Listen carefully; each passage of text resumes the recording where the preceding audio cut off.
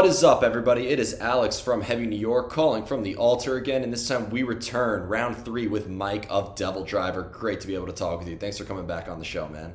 You're welcome. Yeah, anytime, man, anytime. It's so awesome to have you here. Dealing with Demons Volume 2 is now officially out. Is it sort of continuing in a similar vein as Dealing with Demons Volume 1 in a way, or is it stepping into a little bit uncharted territory that maybe we didn't have with the first Dealing with Demons? It's Volume 1 and 2 are essentially one record. They're really not two records. We just split things up, I think, because releasing 19, 20 songs all at once, I don't think is the best idea. It's a little bit too much for people to absorb, especially these days with everyone's very short attention span. And in a time where, we did things a little bit, could say the opposite of what's trendy these days, because everyone's releasing singles and EPs, and here we come along and they're like, all right, well, let's do a double record. Let's do the exact opposite of what everybody else is doing. Yeah. But everything was recorded at the same time between I finished my parts on the record, I believe, in November of 2018. Dez finished recording his parts in February of 2019. And it's a lot like, when Guns N' Roses did Use Your Illusion 1 and 2. You could tell by listening to that record that everything was recorded at the same time and it all has the same vibe. So it's just the second half of the record. Okay. Rather than thinking of it as two different records. Okay, because I can't remember if I asked this the last time we spoke during 2020, but if it was like sort of like a conceptual vision in a way to release like a double album, or just because there was so much material that like it was better to divide it. We went in knowing that it was going to be a double record, but we hadn't made a final decision on whether we're going to release them both at the same time, 6 months apart, a year apart. And then the pandemic came around and it was like, well, good thing we got 2 records to release here, because we can give the fans something now while we're on lockdown. And then we can save the second half for when things open up and we can actually start touring again to support it. Yeah, fair enough. Was this like intentionally, like, did you consider Dealing with Demons to almost be like a follow-up in a way, like to Outlaws to the End in a way, or being that was a covers album, this was more or less kind of like a follow-up to Trust No One instead? I would say this is more of a follow-up to Trust No One. Outlaws, everyone is, calling this our 10th record, but I kind of see it as more of our 8th record. Yeah, we have released 10 records now, but I always had the mindset of going into the Outlaws record like, let's not take this too seriously. More like Metallica's Garage Days, just the band having fun, because we all had a love for outlaw country, or at least most of us. And it was, when Dez wanted to do a covers record, and he originally approached me with the idea of doing punk rock covers, but after having to learn, I believe it was 4 songs by Black Flag for an award ceremony we were playing many, many years ago. After that experience, I was like, I just don't think there's enough substance in punk rock songs for me to make them into metal songs. And I was pretty anti-country, any genre of country, until I met Dez. He eventually got me into Hank 3 and, a lot of the other guys, Dwight Yoakam, Merle Haggard, Johnny Cash. But mainly it was Hank 3 that got me into that whole genre. Mm-hmm. And it's kind of spiraled out of control with me. I listen to a lot of bluegrass these days, even to the point where I started learning how to play banjo. I still suck at it, but I'm working at it. I've only had it for about a month. Oh, you got to bring that shit live one day, please. Now that you mentioned that, you got to bring that to a live show. Well, I don't want to mention any names, but my favorite bluegrass band, I don't want to jinx it yet, but I have been talking to the banjo player of this band, and there's a good chance that he'll end up being on the next record in some shape or form. Shit, I can't wait. So I don't know how I'm going to work that out. I've got to write something that he can throw some banjo on top of it. And I don't know how it's going to work, but I'm going to try. We'll see. We'll see what happens. Never say never. But doing the punk rock, being that you were originally going to do punk rock covers, how's this? How about you release like a separate DevilDriver catalog where it's you covering different genres? So you'll do a R&B covers album, you'll do a pop covers album, punk, just cover the whole spectrum of things.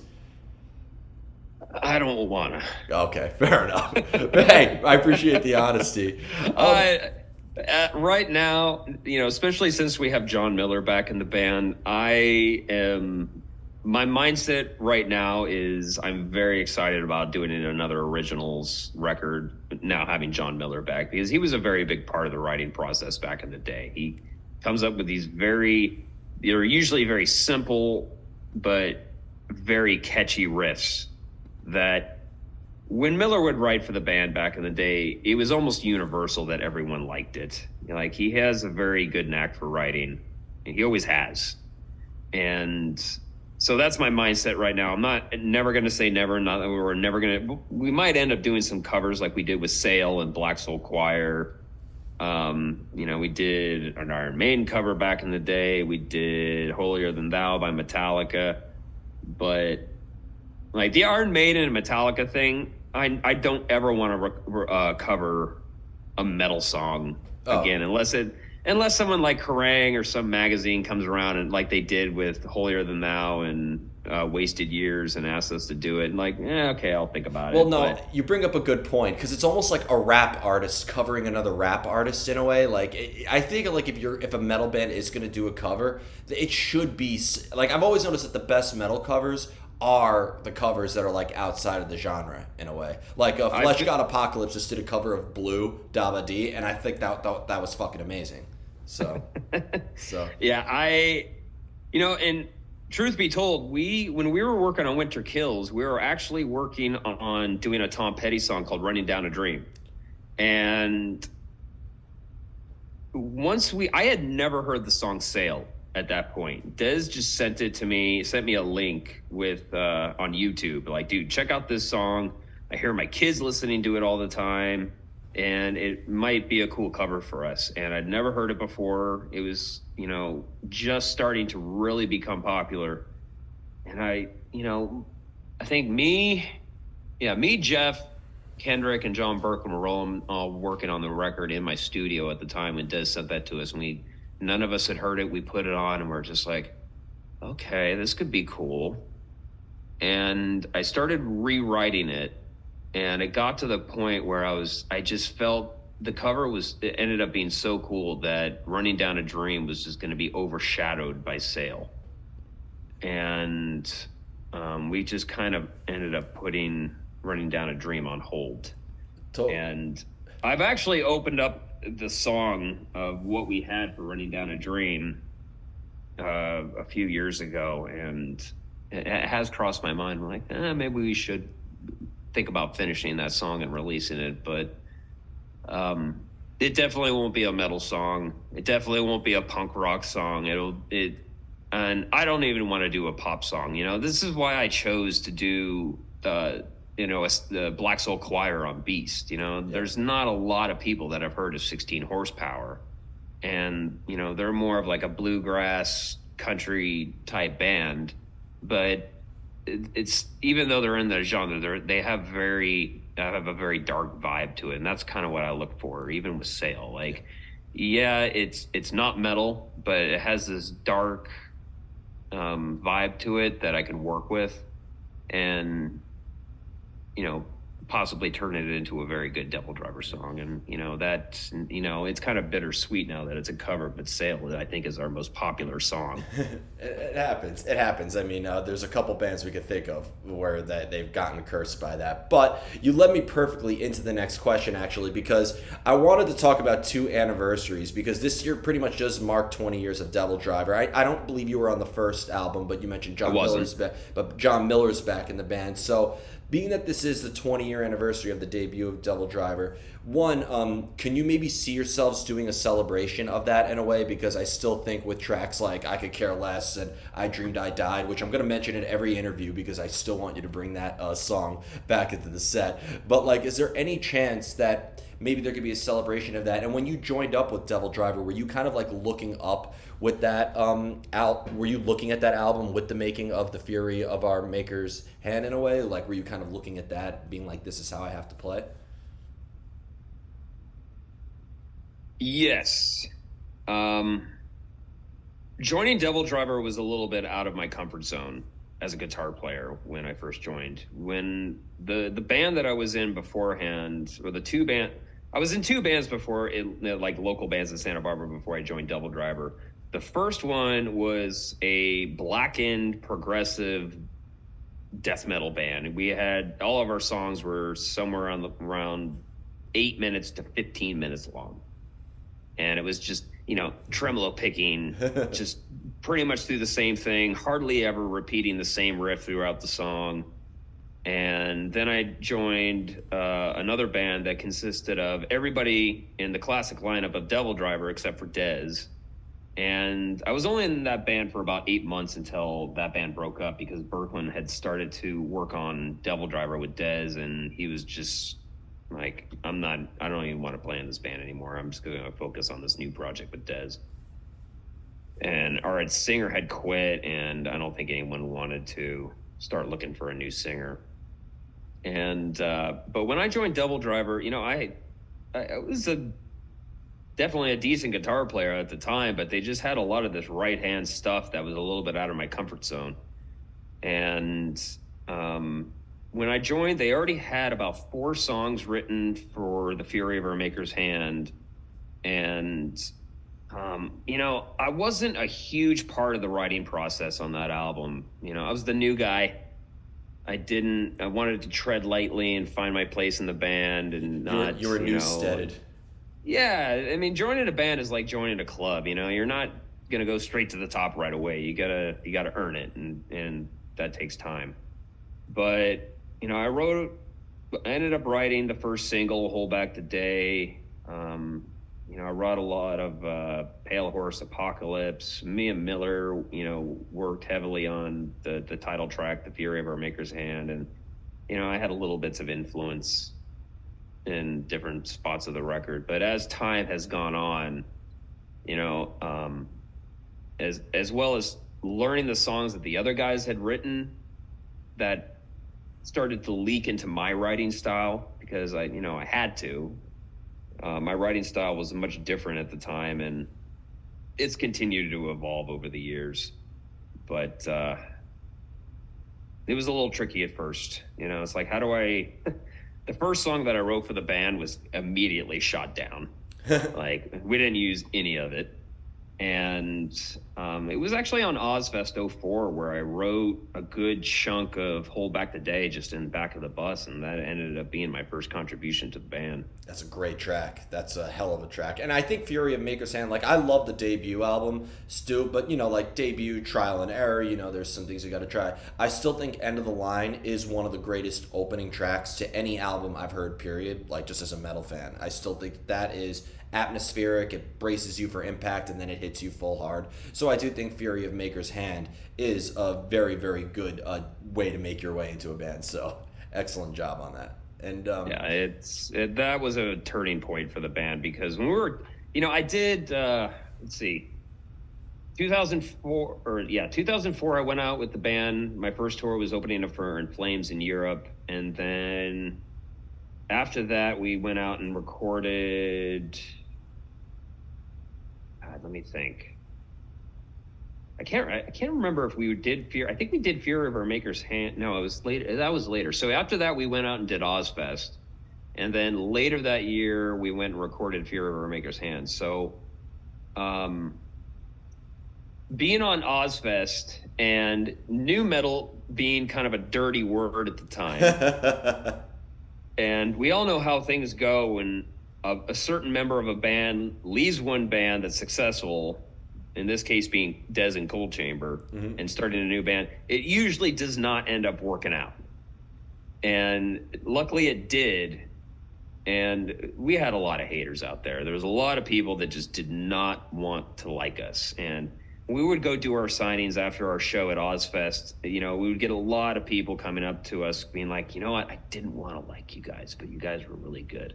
Yeah. And so throughout that tour, and Ozfest being such a massive tour and putting us in front of so many people over the course of 2 months throughout the United States, I started to notice the hate subsiding a little bit. Well, you know what it is, what I think it is. I'm sorry if I cut you off. It's just because some people like myself, Cold Chamber was past my time. Like Cold Chamber ended the first time when I was like maybe in first or second grade. The first DevilDriver album came out when I was 9, and when I was getting into metal, like I was recommended DevilDriver from the Disturbs and the Killswitch Engages and Avenged Sevenfolds that I was listening to as my gateway into it. So for me, like DevilDriver was a gateway band, and when I speak with a lot of people around my age range, people are familiar with Dez from his work with DevilDriver. I remember seeing Cold Chamber for the first time. It was Cold Chamber 7. They were opening for Seven Dust, and it was Lacuna Coil opening. And I said, "Wow, he looks like the singer of DevilDriver."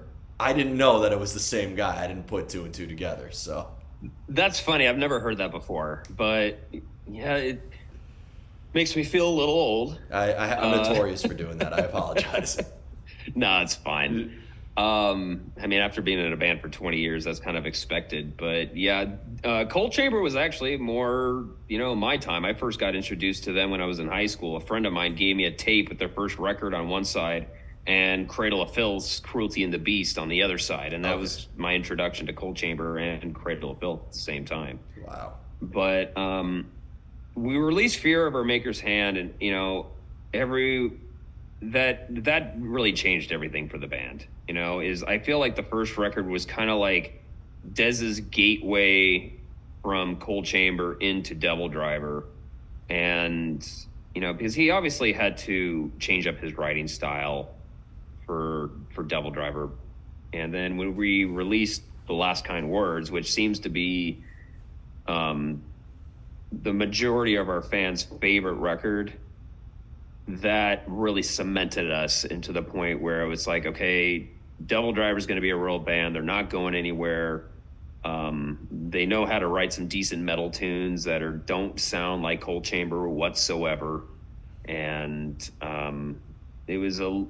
everything was a lot more smooth sailing from that point on. But we really worked hard to get away from the whole Cold Chamber thing in the very beginning of the DevilDriver days, and it wasn't easy sometimes. The band had a tour with right before I joined the band, they had a tour with Opeth, and I remember I was friends with all the guys, and they came back to Santa Barbara, and I was just like, I remember talking to Birkland at our local watering hole in Santa Barbara, and just being like, "How was the tour?" He's like, "It was great until we got to Florida," and that's when they started getting a lot of the diehard Opeth haters that just didn't want to see anybody opening up for Opeth other than Opeth.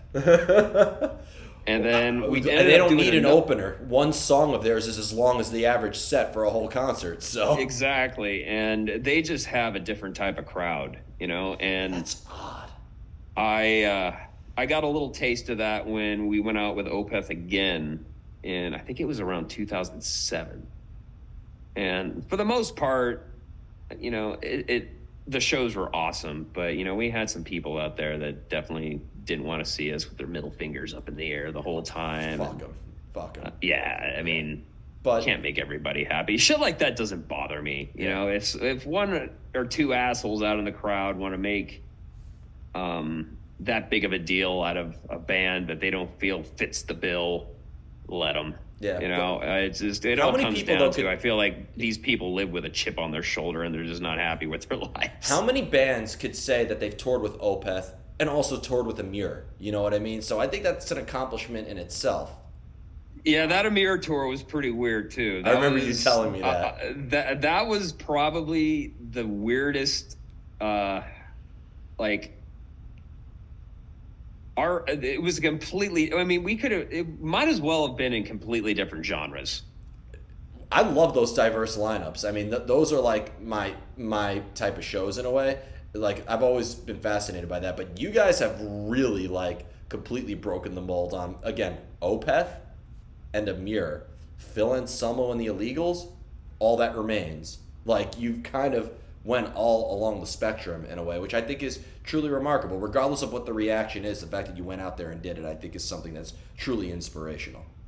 You know, and I never really saw DevilDriver as a band that was confined to one metal subgenre either. No. You know, and eventually people started calling it groove metal, and I don't know where that came from, but you know, a lot of bands don't like to be labeled, but and maybe I wouldn't like a label, but when I heard groove metal, I was just like, okay, yeah, I'll take it. Same label as Pantera and Lamb of God. Can't complain right there. And I've heard so many bands compare to Pantera, but when it comes to like I would say the closest, and you guys definitely have your own sound as well, but like I think you guys are probably the most reminiscent of a Pantera. Again, discovering you guys as an early metalhead, when I discovered Pantera for the first time, I was like, oh, this reminds me of DevilDriver. So Yeah, and I've always just when people would ask me what brand of metal we are that had never heard us before, I've always said just we're just a straightforward metal band. Like I don't even know what to call us, but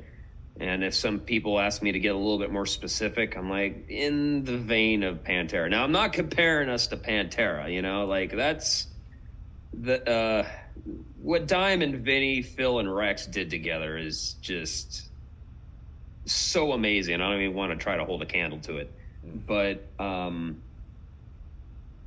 it's Lamb of, I've always said like, have you heard of Lamb of God? Yeah, kind of like that. Have you heard of Pantera? Yeah, kind of like that. You know, that's the best I could describe it. Definitely. I wanted to talk a little bit about your writing process in a way because I've always been into your solos and your riffs and just the way that it conveys a lot of emotion in a way. Like, do you almost seek out the inspiration? Do you like go and look for the creative energy, or does it just strike you when you least expect it? Both. I do have a tendency, like, I used to get writer's block real bad sometimes. But over the years, I've figured out ways to work my way around it. And sometimes a cool riff, a cool song will, you know, I'll sit down with my guitar and it'll just start pouring out of me, you know, day after day after day. And then sometimes I'll sit down and I just won't come up with anything that I like. But I found little tricks such as, you know what, put on a song and don't copy the riffs, but kind of take a look at how they structured it. Like, where do they start out with the verse? Do they start out with the chorus? Do they have this intro that's never repeated again? And I'll try to get that to influence me a little bit. I'll mess with my axe effects, which is just loaded with different types of tones and effects that I could throw on. So if I'm not coming up with anything with a distorted tone, I'll switch to a clean tone and see what I can come up with. And sometimes that will lead me into something that will end up being a whole song. Taking a break for 5 minutes, just getting out of my studio, taking my dog for a walk and coming back, you know, making a cup of coffee. And the weirdest thing that is actually, that sounds kind of counterintuitive, is putting on a movie. And I'll just literally sit right here in my studio. I'll have my guitar on my lap. I'll put my feet up on my desk, and I'll just sit there and noodle while I'm watching a movie.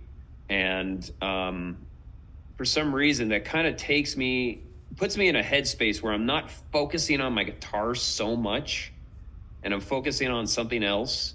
And all of a sudden, I'll just be like, "Oh, well, that was cool," and I'll hit pause, and next thing you know, a whole song will pour out of me over the course of the next day or two. It almost seems like it happens in a very organic manner. You don't really like even when you have like a means of overcoming artist block and you have a means of sort of like seeking out inspiration. But it almost seems like you always are able to come up with something regardless of what emotional headspace you are in.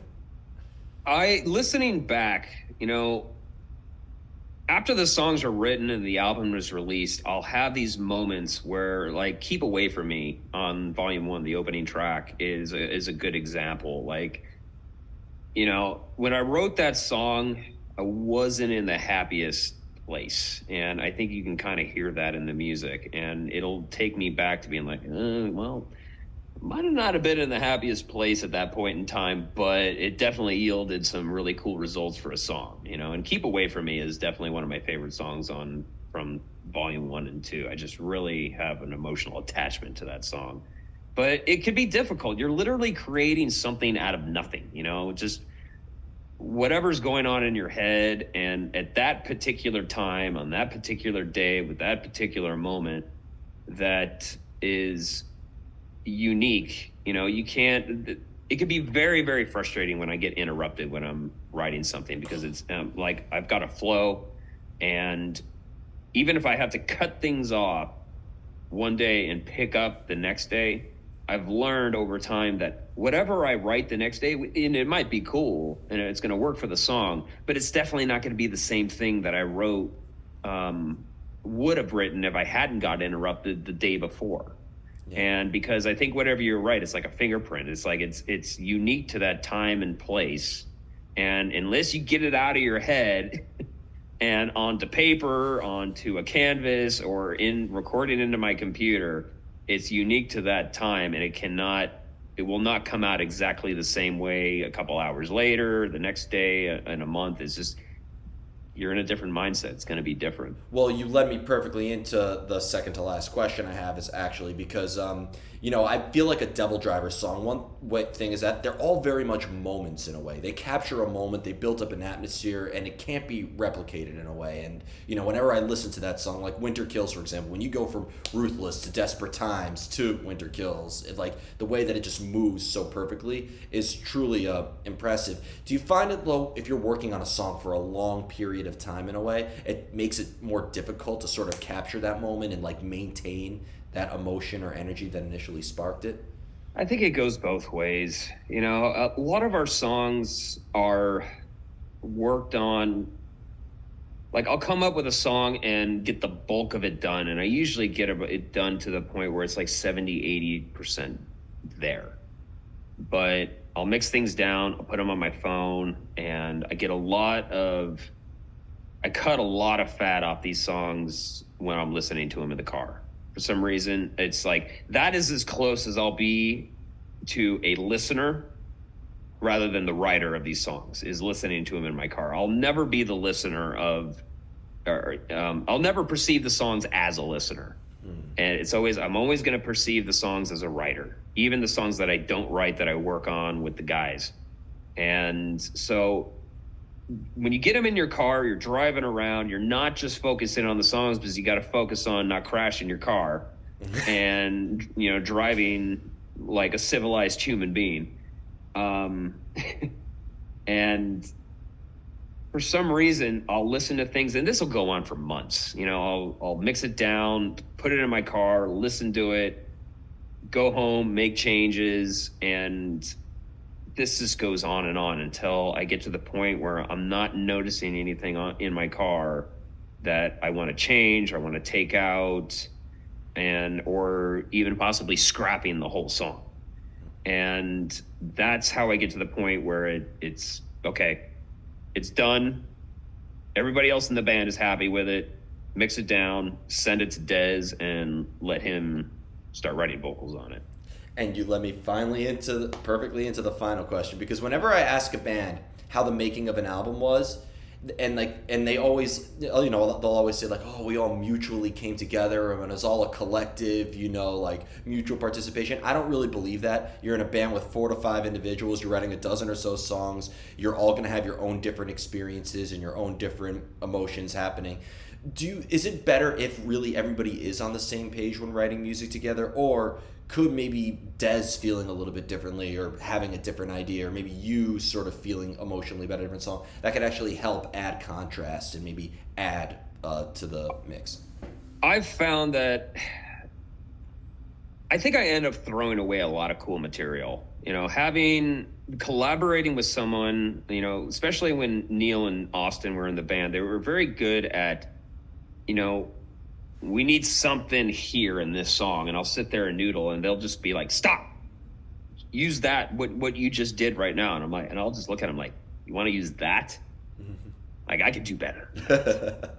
And they're like, dude, just put it in there. And I got an idea for the drums and let's see how it goes. And sometimes I'll be like, oh yeah, I'm glad you guys stopped me right there. If I were in my studio by myself, I probably would have continued on writing for another hour until I came up with something that I like. So, and, you know, another good example that, you know, the song Mantra probably would never have been written unless Dez called me up at one point. You know, I think I was in the mindset that I had written enough material for Dealing with Demons Volume 1 and 2. And he called me up and he was just like, dude, like, everything's great, but I need a song like this. And he gave me some examples. Like, I want X to be in it. I want Y to be in it. I want Z to be in it. And I was just like, yeah, it was kind of a frustrating conversation for me because I was so burnt out on writing at that point. I was just like, all right, fine. Let me see what I could do. And I think I wrote Mantra in one day. Wow. I was like, okay, you know, so whatever Dez said to me, it was over the phone. He kind of lit a fire under my ass and I cranked out Mantra, you know? So you never know what's going to happen. Yeah. Sometimes you need someone to give you a little push and a little bit of inspiration and direction. And when I sent him that song, I think he wrote lyrics to it very, very quickly. It was just like, this is what I wanted. Thank you. That's awesome. That's a great story. I love that song too. You never know what's going to happen. I love that song too. So thanks for like the additional story on that.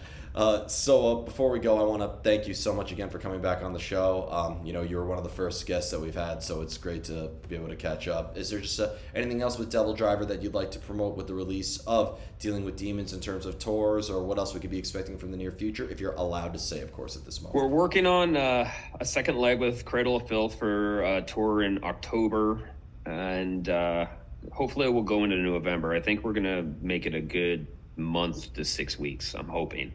Because the last tour wasn't long enough, and I can't wait to get back out on the road with Cradle of Filth. They're so much fun to tour with. And Miller and I have already started writing for another record. We've got a few songs mostly done already, not completely, but having Miller in the back in the band is going to be huge for the next record. He's a very big part of the writing process back in the day.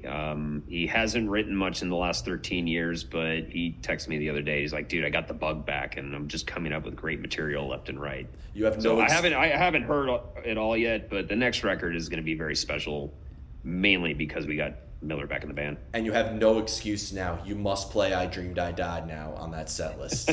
I mentioned that the other 2 times, so you got to bring that back. I'll see what I can do. All right. But thank you so much, everybody. Mike of DevilDriver, Dealing with Demons Volume 2 is out now. Be sure to pick that up. This is Alex from Heavy New York, and we will see you next time. Thanks, man.